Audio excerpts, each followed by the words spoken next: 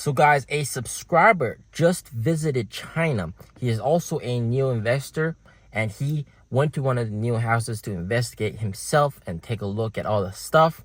And he formulated his own opinion and he shared it with us on my Discord. And I thought it was very interesting and worth taking a look at. So this is what he said. Apologies for a very long post. Was just in China and wanted to share my opinions. There is an incredible amount of options on the market in terms of vehicles, including the traditional players and the upstart pure electric play. I understand what was NIO's objective at creating an exceptional experience, brand loyalty, etc. Had they been able to execute that faster and effectively and got ahead of the curve in competition, they would have been able to establish themselves as a unique player. At this point, they are just another commodity in a very crowded field with a business model that may not be sustainable, i.e. NIO houses. Awesome, but no one there on weekday. This kind of headwind is not purely a Chinese market thing, but think of Rivian, who had a good start and great quality in niche market, but also faltering.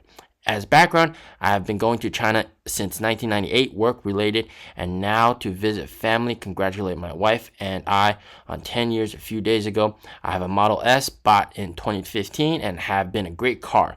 Deposit on Rivian for 4 years, still waiting for extended pack and about to walk, and a deposit on Cybertruck. From Detroit and years before GM went bankrupt, I told people it would, and they thought I was nuts, especially friends from China.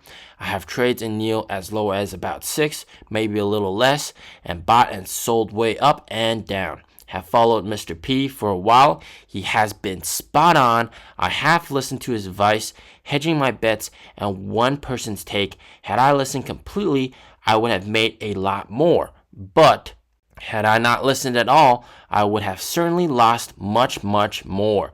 Lastly, even if you do know a certain market and or segment, you can still make a wrong investment. Combine that without knowing China in general, and it is just gambling. By the way, quality of NIO builds seemed good, but the plastic imitation wood finish drove me nuts. Also could see where there would be an issues with the gear shift confusion. You know, I absolutely agree with him. NIO's build quality is absolutely amazing. If you can afford a NIO, definitely buy one. It is fantastic. You will not regret it. It has the best driver experience of any car, period. However, like when he visited China and saw all the different competition and options you could get for different vehicles, for different EV vehicles, there are so many competitors out there. The market is saturated. If you've seen my video about going in a shopping mall, the EV price war, you can see EVs have taken over the shopping mall. The shopping mall have gone from selling clothes and bags and all that kind of stuff to selling EVs. In a sense, it is a little bit more exaggerated, but you can see from that video, it's exactly what's happening. The center of the shopping mall is all EV. Pretty much every single shopping mall you go to in China, there's going to be at least 1 or 2 EV stores, like stores selling EVs in there, in that shopping mall. The market is completely saturated. Combine that with the fact that there's no longer any EV subsidies, national EV subsidies, all right?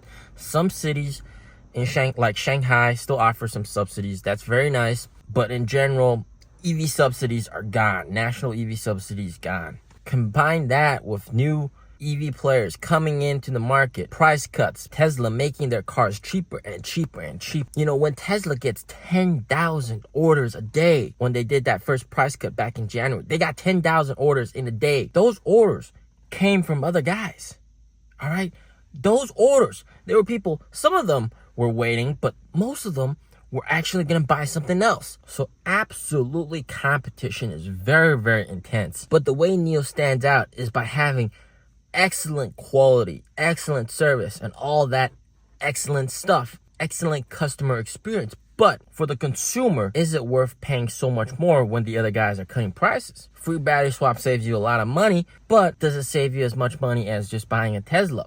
Also, 2 other factors that everybody else does not understand. Lithium prices are decreasing like crazy, and customers expect EV prices to go down, just like how they expect Tesla to further decrease prices EVs are going to get cheaper because raw material costs are cheaper. However, NIOs have not gotten cheaper at all. Second most important point that people don't understand is that the economy here in China is actually not good. 70% of wealth in China is tied up to real estate, and real estate has been cratering like crazy. For the past 20 years, real estate used to be the for sure guaranteed investment. You got money, you buy real estate, it's going to appreciate. You're going to earn more money by buying real estate than starting a business or doing anything else, or even the stock market. You buy real estate, and that's been guaranteed positive returns for the past 20 years, except recently.